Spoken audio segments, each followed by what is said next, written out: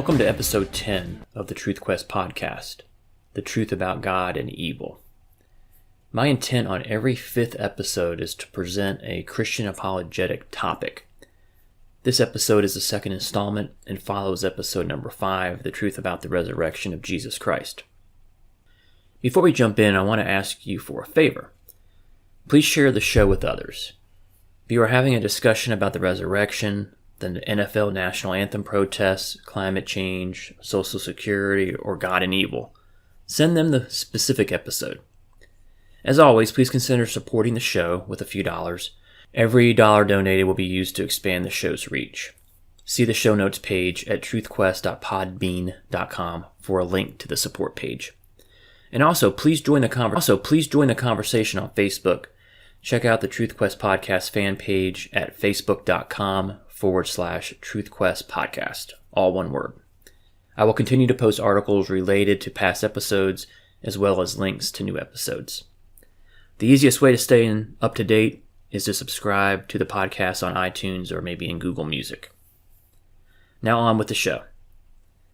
Last month I read a story about 2 American cyclists killed in the mountains of Tajikistan. Apparently they were intentionally run over and then stabbed. A group claiming to be members of the terrorist group ISIS claimed responsibility for the killings. So what does this story have to do with today's topic? Well, the couple was on a mission of sorts.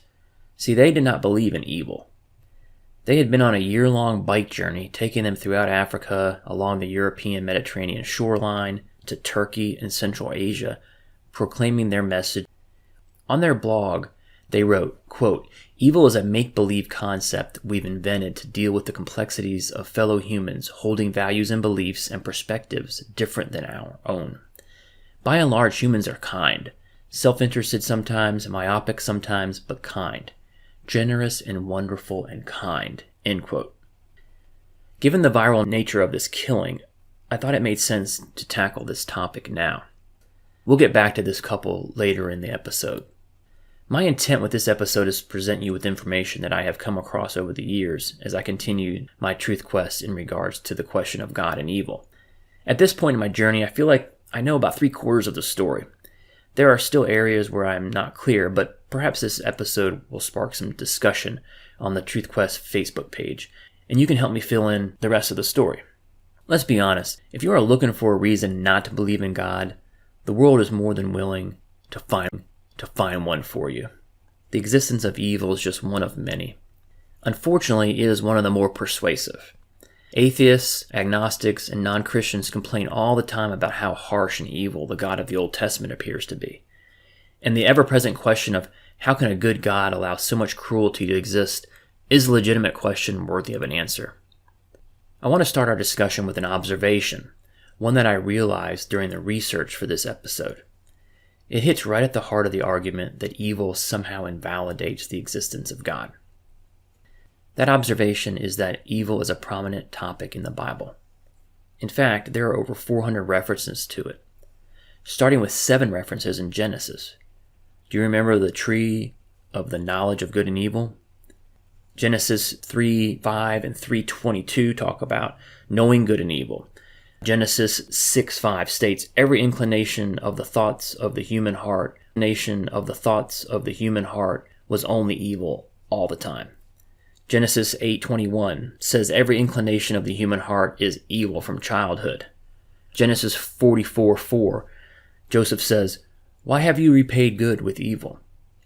The book of Deuteronomy, 1st and 2nd Kings may as well be named the books of evil, with many, many references to the topic. Lots of cries to purge evil, lots of references to the Israelites and others doing evil in the eyes of the Lord. Several years ago, I wrote a book called The Proverbs Project. See the show notes page for information about that book. In it, I categorized the 900 plus verses into 150 categories. And here is what I learned about evil and wickedness from the book of Proverbs. First of all, the book of Proverbs states over and over again that the wise know that there is good and evil, and they can distinguish between the two. It further states that God blesses those who live a moral and virtuous. God detests the thoughts of the wicked. It explains that evil people hate those who are honest and full of integrity because they represent everything that they are not. evil will, quote, seek to kill the upright, end quote. Essentially, the book of Proverbs advises us to avoid those who are wicked and evil. God will take care of the righteous and reject the wicked. That's just the Old Testament. What about the New Testament? Jesus said, quote, "In the world you will have tribulation, but take courage, for I have overcome the world," end quote. He also spoke about the persecution that Christians will experience. The Apostle Paul, the writer of 3/4 of the New Testament, says things like, "Do not conform to the patterns of the world, and purge the evil person from among you." Beyond the writings of Paul, the New Testament is full of discussions about sin and evil. On top of all of that, when you think about the natural state of the world, with few exceptions, it is poverty, war, and death. That's just a fact. So it's hard to argue that evil is not part of God's plan for the world. The Bible does not describe a society free from evil. The question then becomes, is there a reasonable explanation for this? Stay tuned. Question for skeptics. How do you reconcile your criticism of God because he presumably refuses to stop evil when the Bible spends so much time discussing the topic and advising us to avoid it? Isn't it more reasonable to assume that the existence of evil is part of God's plan for humans? The next line of reasoning I want to take is one that really hit me between the eyes when I first heard it. The idea being that if there was no God, how would we know what evil is? See, it turns out evil and suffering are evidence for God, not against him. C.S. Lewis, a legendary novelist and Christian apologetic, famously articulated this when he wrote, "When I was an atheist, my argument against God was that the universe seemed so cruel and unjust. But how had I got this idea of just and unjust? A man does not call a line crooked unless he has some idea of a straight line. What was I comparing the universe with when I called it unjust? If the whole show was bad and senseless from A to Z, so to speak, why do I, who was supposed to be part of the show, find myself in such violent reaction to it? A man feels wet when he falls into water because man is not a water animal. A fish would not feel wet. Of course, I could have given up my idea of justice by saying it was nothing but a private idea of my own. But if I did that, then my argument against God collapsed too. For the argument depended on saying that the world was really unjust, not simply that it did not happen to please my fancies. Thus, in the very act of trying to prove God did not exist, that the whole of reality was senseless, I found I was forced to assume that one part of reality, namely my idea of justice, was full of sense." End quote. What Lewis is saying here is that there is some divine sense of goodness, the straight line, so to speak, in which to evaluate evil, the crooked line. If evil is just a matter of opinion, we can eliminate it tomorrow simply by changing our opinion. Think back to the idealistic bicyclist from the beginning of the episode. You just simply declare there is no evil. We can only know something is evil if we know what good is. You can't know something is unjust if you don't know what is just. A Christian would argue that we know what is just because of God. Evil would not exist unless good existed. Otherwise, you would not know the difference. And good only exists because of God. So the problem for skeptics is there is a natural occurring moral code in every human being. Where does that come from? Genetics? Maybe. It evolved in humans over time? Maybe. From God? Maybe.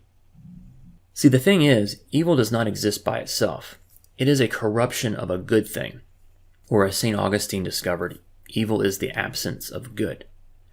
Writing for CrossExamined.com, Brian Chilton had this to say: God created all things and created the conditions where a person could do good or evil. But God did not create evil, because evil is not a thing to be created.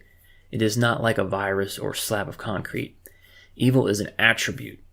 It is a personal rejection of the good which is an attribute of God. So here are a series of analogies from Norman Geisler's book, If God, Why Evil, that I found very persuasive. The first one is, evil is like a wound.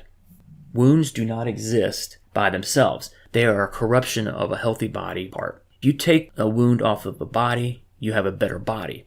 If you take the body out of the wound, you have nothing. Or, evil is like rot or rust. Rot and rust do not exist by themselves. They are a corruption of a good piece of wood or metal. If you take the rot or rust out of the wood or metal, you have a better piece of wood or metal.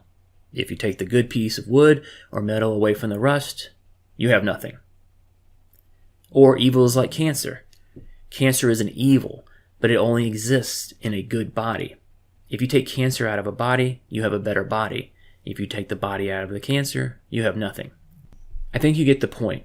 Evil does not exist on its own. Question for skeptics. How do you know something is evil?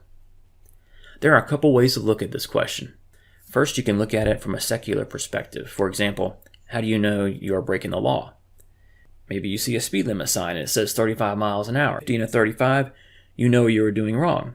That's pretty self-explanatory. You can make the same argument about murder, stealing, and rape. We know they are wrong or evil because society tells us via the laws. But even if we live in a society with no law enforcement, we would know these things are wrong. How? Because there's a moral lawgiver, presumably God, that imprints his moral code on our conscience while giving us free will to choose to obey or not. The Apostle Paul touches on this subject when he talked about the Gentiles understanding the law. After all, according to Jews at the time, the Gentiles did not have the Torah, they were not circumcised, they did not follow all the dietary and other ritualistic practices that the Jews did, so how could they get involved with God? Paul explained that just because the Gentiles do not know Jesus doesn't mean they don't know right and wrong. In other words, God instilled in everyone his moral code via your conscience. What about natural disasters, illness, and accidents? There are no signs or laws that say they are evil, yet we often consider them such.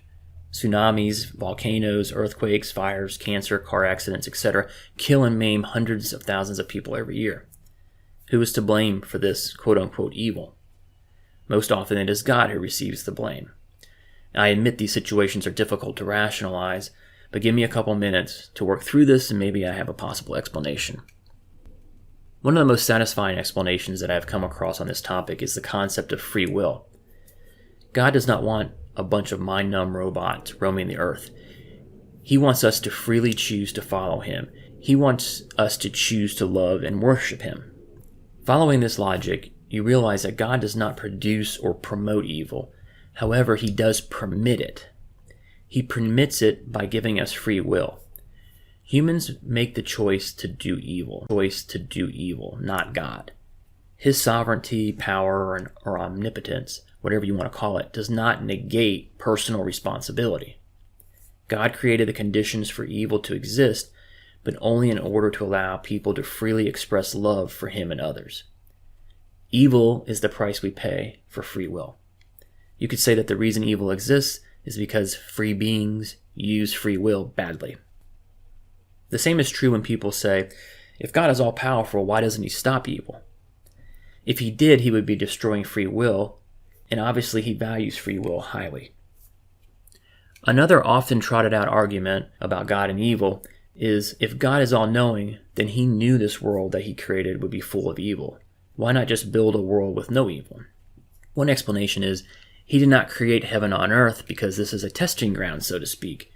You must resist evil and sin while you're here before moving on to a place in and no evil. The struggle with evil and sin is necessary.